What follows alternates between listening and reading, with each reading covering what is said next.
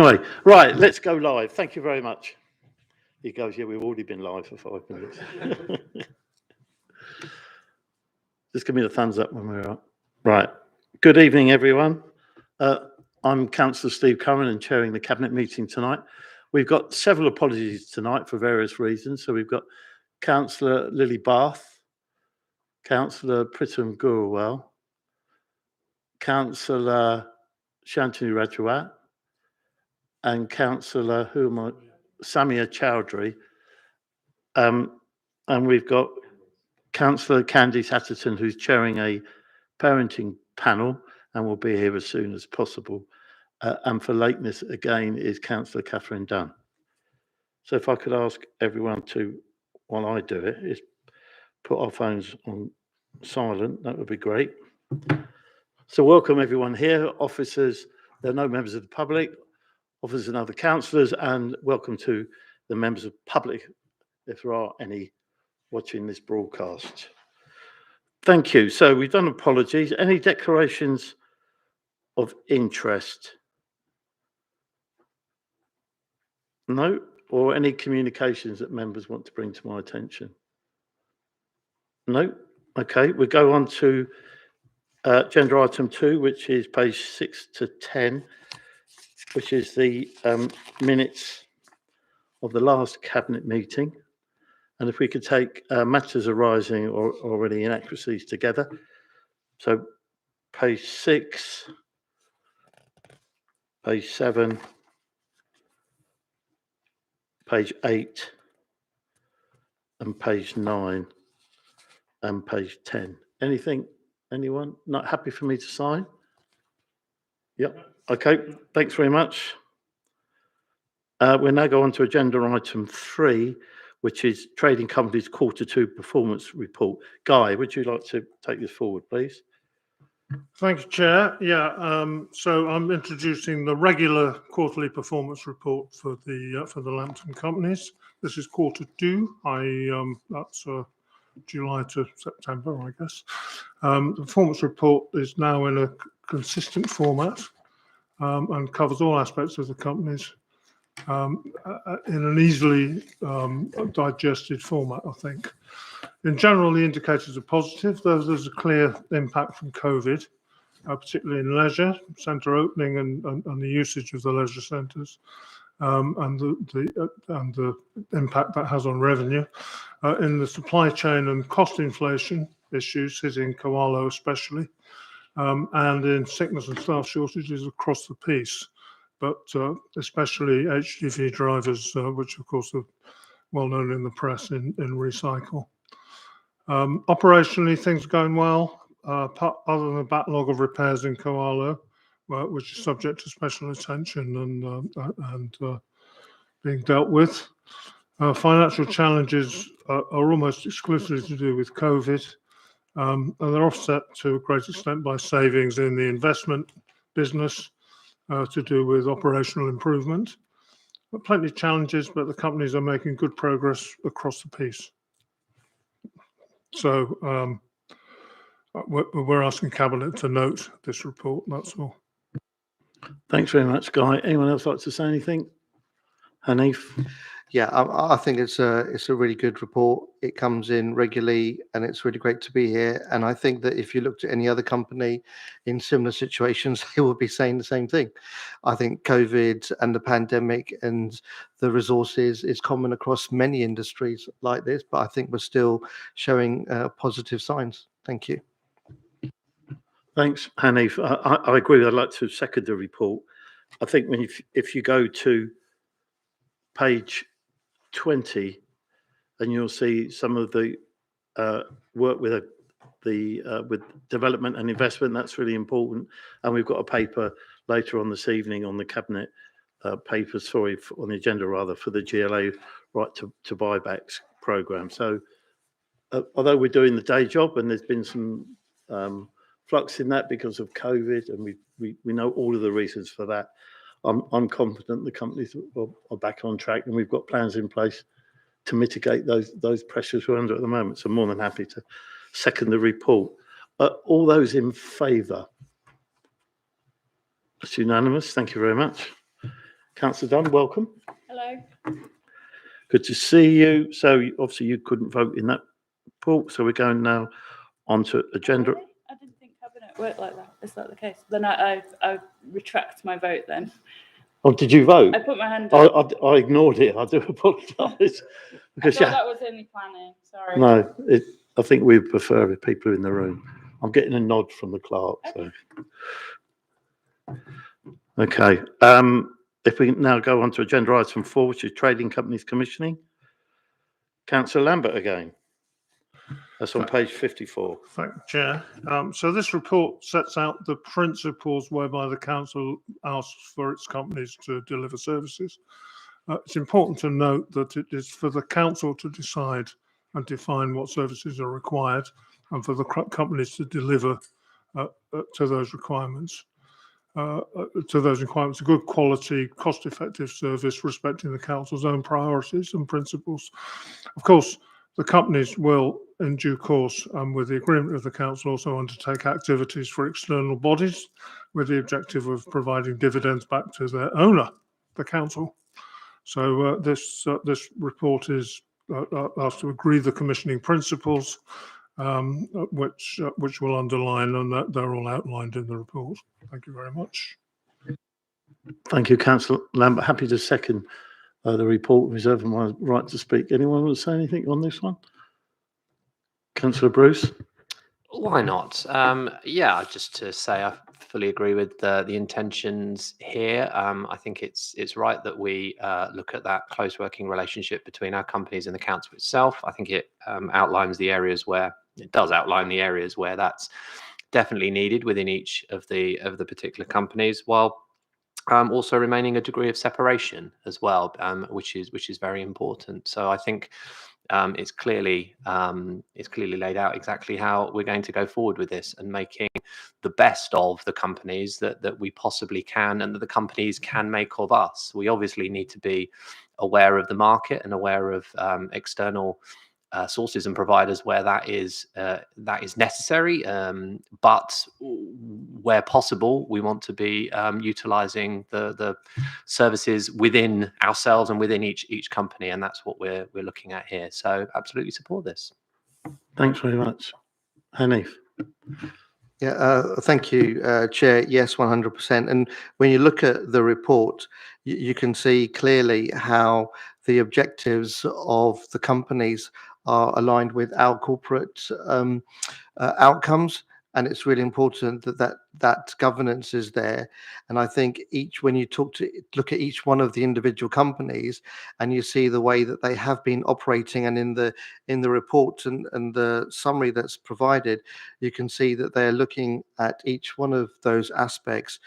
Even in point 5 of the report summary, it is very clear in that, and also the point that Councillor Bruce just mentioned is 3.2, where it has to align itself.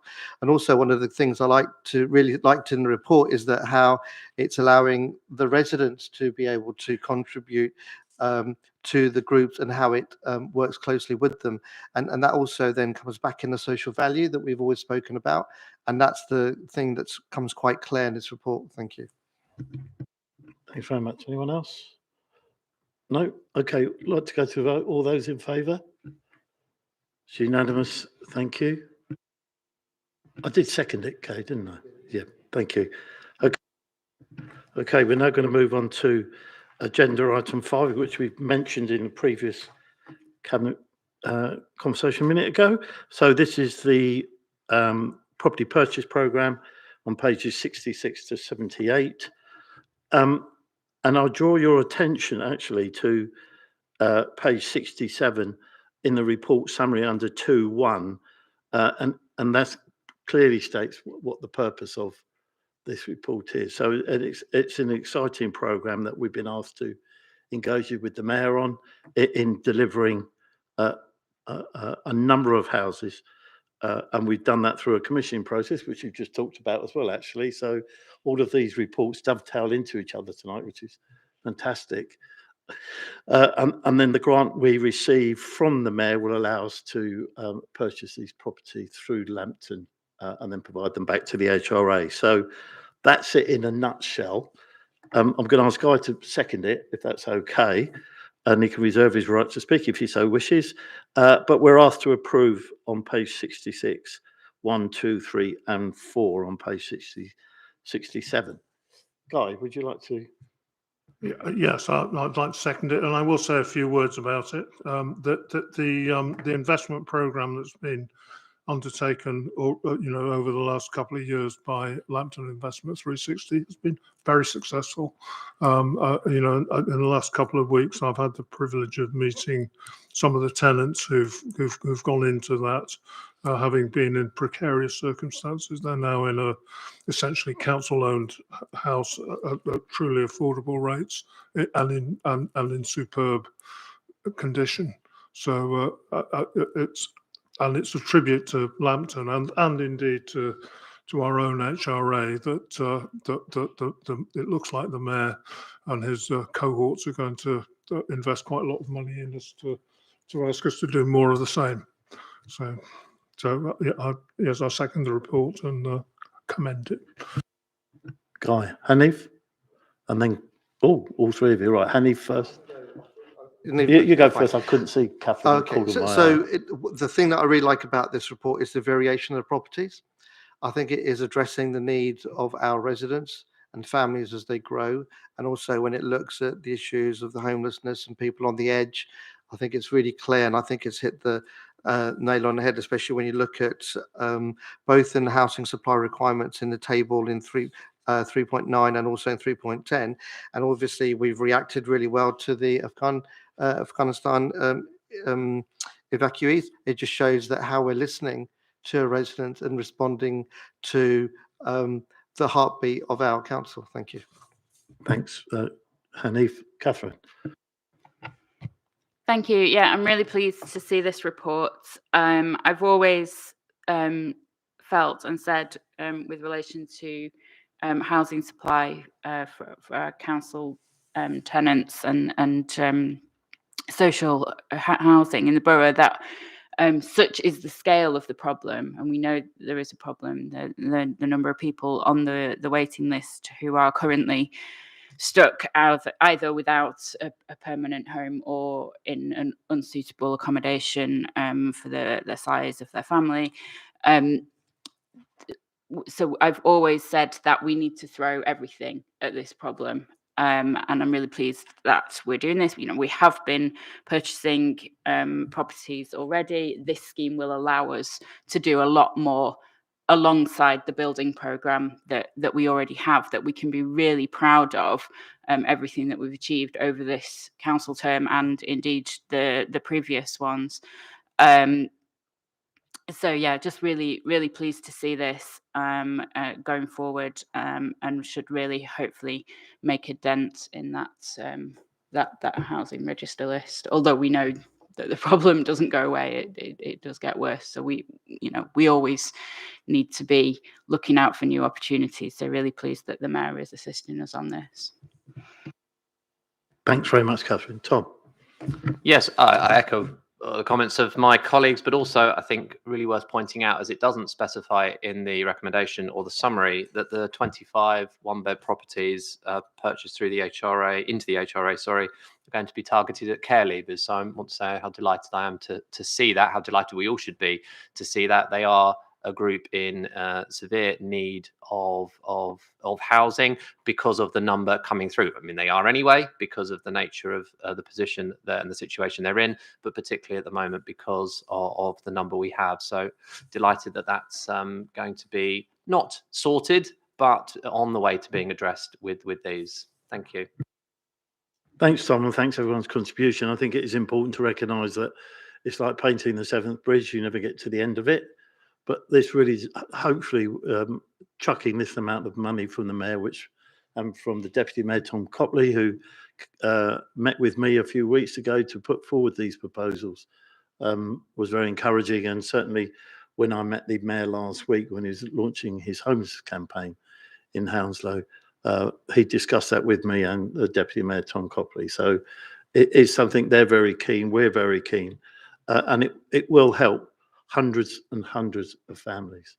So I'm grateful to the housing team and to Lambton for all that. And I think it shows why we set the companies up, how it's really important that they're commissioned by the council through the companies. And this is exactly what we said we wanted the tin to say, and I think it's doing this a great example. So thanks very much. All those in favour? That's unanimous, thank you.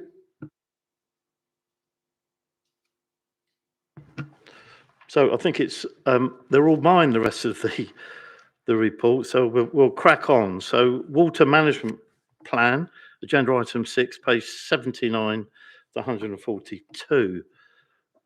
So the Cabinet's asked to approve the updated Surface Water Management Plan, the SWMP for Hounslow, Appendix 1, and to note the associated online interactive mapping, and details are available in Appendix 2. Happy to take questions.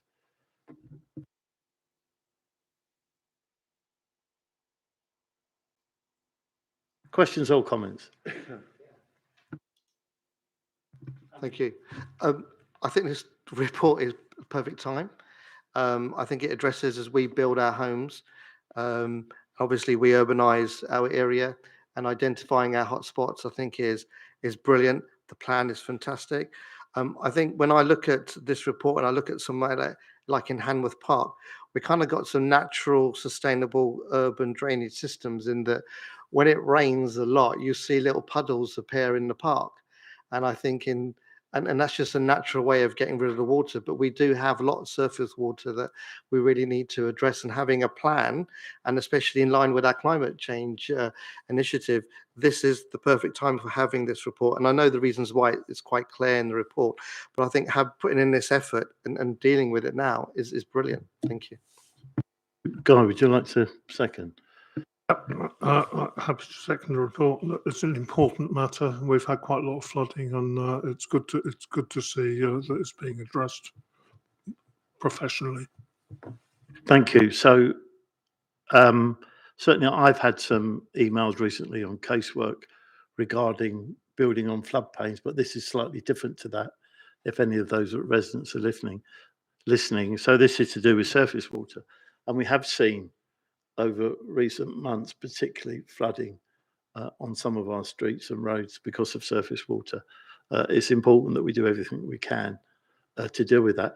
But it's the change in the climate. We can't get away from the fact that the climate has changed, and we have downpours or deluges of water we didn't have in the past, not on a regular basis. So it's not a question of cleaning the gullies or emptying the drains. It's not that. There's just too much water in such a short space of time. We've seen that right across London. Some boroughs have been worse affected than us, and across the country. And we've got antiquated Victorian drains and gullies, etc. So I'm delighted the plan's here. Okay, if we move to the vote, all in favour? That's unanimous, thank you.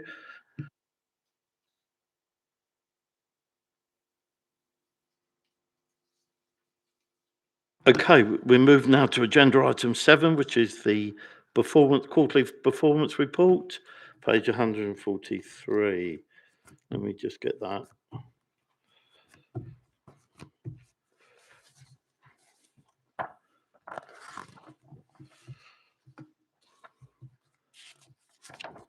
Sorry, everyone, it's on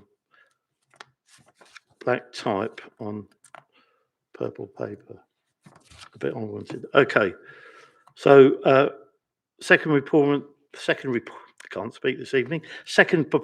report for 21-22. Again, as Guy mentioned in his report, they evolve every cabinet, it seems to me, and they should.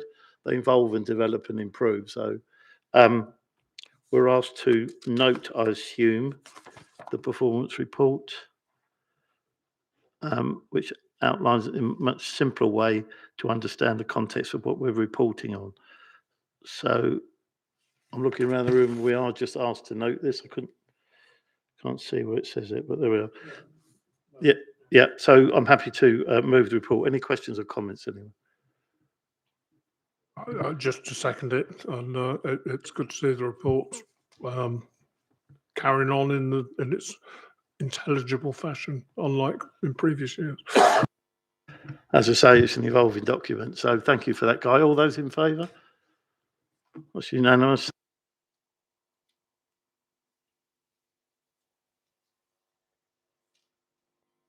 Sorry, we're now moving on to agenda item 8, which is page 159.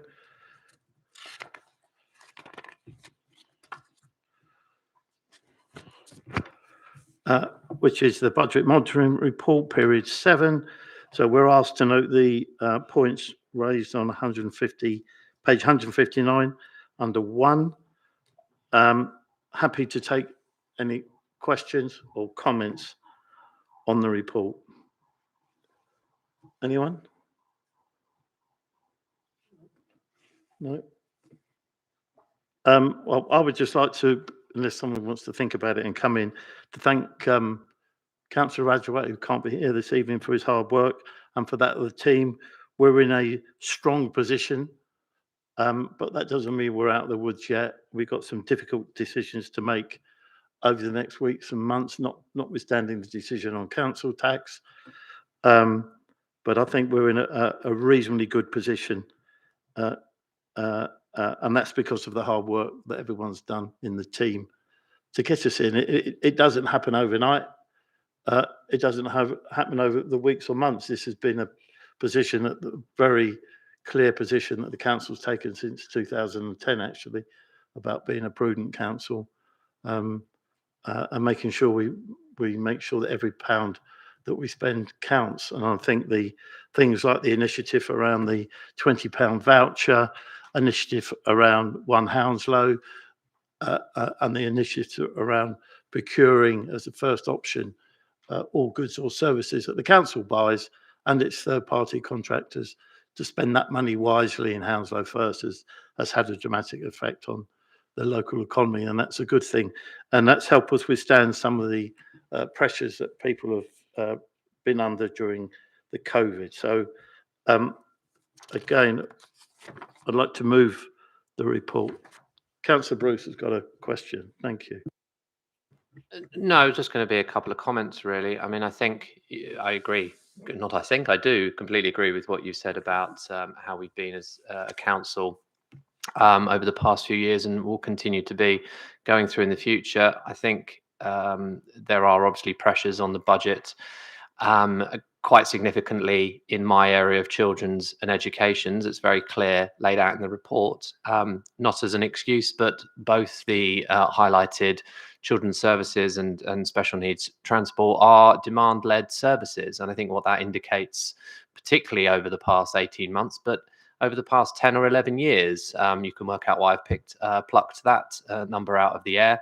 The demand has gone up and up and up, and there is more pressure on the council, on councils nationwide, but on families and on young people, and their needs are increasing, and we need to work hard to support those. So that's significantly where those issues are coming from.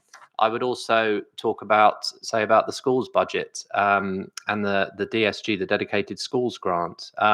While it is true that there is more money coming into the Dedicated Schools Grant from the government to support schools, the way that they have that set up, the way the government have decided to set that up now, puts pressure, extreme pressure, in other areas. And what's not being recognised is the real terms decrease in budgets that schools are facing, specifically the pressure on the high needs block, the children with special educational needs. So not just the transport that's organised by the council, but the money that comes in to support them within their schools, whether that's mainstream schools or special schools, puts pressure back on the council in terms of a deficit that is highlighted in 5.15 that we have earmarked a reserve if we need to write that off in the future. That only puts more pressure on the council and clearly is not being recognised by the government, because there is a promised review of special educational needs that has been coming for years and years and years, and we still await to see what that says, whether it's going to happen, and how it's going to support not just the council but our most vulnerable young people. So yes, congratulations to Councillor Rajawat and the team, but there are significant issues and pressures going forward as well. I mean, I would add to that this is in an environment of the worst cuts to local government since 2010. So that it's welcome what money does come back, but it's not touching the size on the amount of money that's been taken out of local government since 2010. And people can boast about how many police officers they're going to put on the streets. They're putting back what they've taken out, and it's the same with all of our budgets. They're only putting back a small portion of the amount of money that's been taken out of our budgets since 2010 because of austerity. And it's very difficult. But as you say, Tom, thanks to Shantanu and the team for everything they've done. Guy, would you like to second the report if you so wish? Yes, I'll second the report and just add some comments. There are some overspends. The overspends are all to do with demand-led services, and they're all significantly affected by COVID, either in a direct way or actually in an indirect way, that residents are under pressure, and that puts more pressure on children and adult services in its own right. And of course, going back to, we were promised 5,000 more doctors by now. We've actually got less than we had in 2010. And that puts its own strains on the system. So anyway, I second the report and congratulate that we're still managing to keep our head above water and provide good services. Thanks, Guy. You start me off now. We were also promised 44 new hospitals, and now the criteria for that has changed. When is a hospital a new one and when it's not? Well, a new one apparently is when you refurbish an old one. That's not a new hospital. But there we are. When is a party not a party? During COVID as well, but there we are. Okay, guys, second that. All those in favour? Thank you for that. That's unanimous. We're now on to agenda item 9, which is any referrals from other council committees. I have none. Before we get on to any other urgent business, it was remiss of me, and apologies to anyone listening, to councillors, family or friends of Councillor Javed Aghazada, who unfortunately and tragically passed away last Monday while at home. And it's been a tremendous shock, obviously, to his family and friends, to councillors and his community. Terrible shock. And I should have had a minute's silence at the beginning. And we will obviously do that, but this is the first formal council meeting, I believe, certainly since I've been at. So I think it's appropriate if we just have a minute's reflection or prayer, depending on your wishes. So if we could do that, thank you, everyone.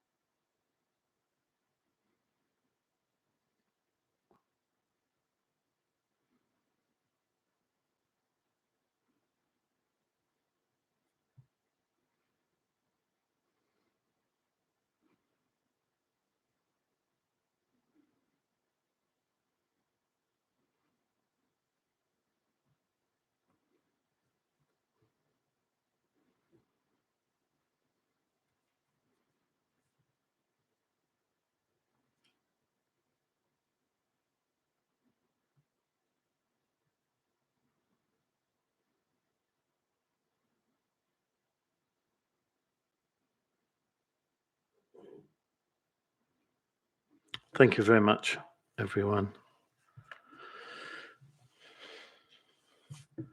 Agenda item 10, no other urgent business. No, I've not been notified of any. Date of next meeting is January 11th. So it's opportunity to wish you Merry Christmas and a Happy New Year. And I've had a message from Councillor Atherton, so she's been further delayed because she's chairing the corporate parenting panel. So can we put her down for apologies, please? But for that reason, I don't know whether that affects her attendance or not. Okay, lovely. Thanks very much. So, good night, everyone. And thanks very much for coming to the meeting.